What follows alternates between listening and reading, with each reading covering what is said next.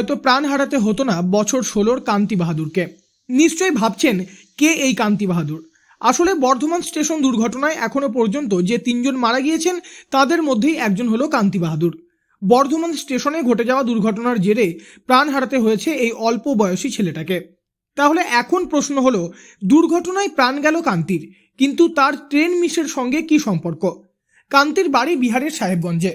কান্তির পরিবার সূত্রে জানা গিয়েছে সে বিহার থেকে তার ভাইদের সঙ্গে হুগলি জেলার পান্ডুয়াতে তার মামার বাড়ি ঘুরতে এসেছিল। মঙ্গলবার বর্ধমান স্টেশন থেকে সন্ধে 8টার সময় ট্রেন ধরে আবার দেশের বাড়ি বিহার ফিরে যাওয়ার কথা। সেই মতো বর্ধমান স্টেশনে মঙ্গলবার হাজির হয় কান্তি বাহাদুর, তার দিদা এবং সঙ্গে থাকা 2 ভাই। তবে ট্রেনে অতিরিক্ত ভিড় থাকার কারণে তার দিদা জিআরপি এর সহায়তায় ট্রেনে উঠে গেলেও কান্তি এবং তার 2 ভাই ট্রেনে উঠতে পারেনি। তাই সারা রাত ধরে তারা বর্ধমান স্টেশনেই অপেক্ষা করছিল বুধবার সকালে ট্রেনে বাড়ি ফিরবে বলে। তবে কান্তির পরিবারের দাবি সকালে নাকি ট্রেন বাতিল ছিল, তাই সকালেও ট্রেন পায়নি কান্তি এবং তার ভাইরা। তারপর তারা পরবর্তী সন্ধ্যের ট্রেনের জন্য অপেক্ষা করছিল বর্ধমান স্টেশনে। তবে হঠাৎ বুধবার বর্ধমান স্টেশনে ঘটে যায় ভয়াবহ দুর্ঘটনা এবং যার জেরে প্রাণ হারাতে হয় কান্তি বাহাদুরকে।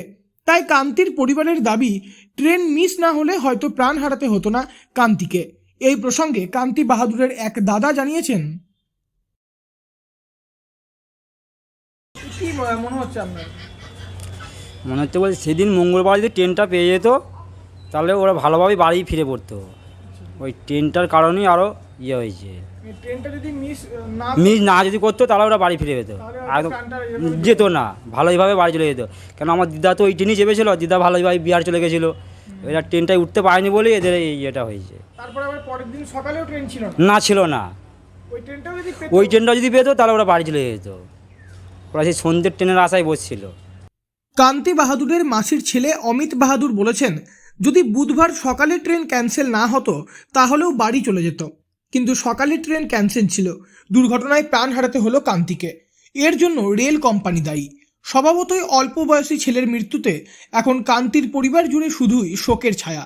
আচমকা দুর্ঘটনার জেরে প্রাণ হারাতে হলো বিহারের অল্প বয়সী কান্তি বাহাদুরকে।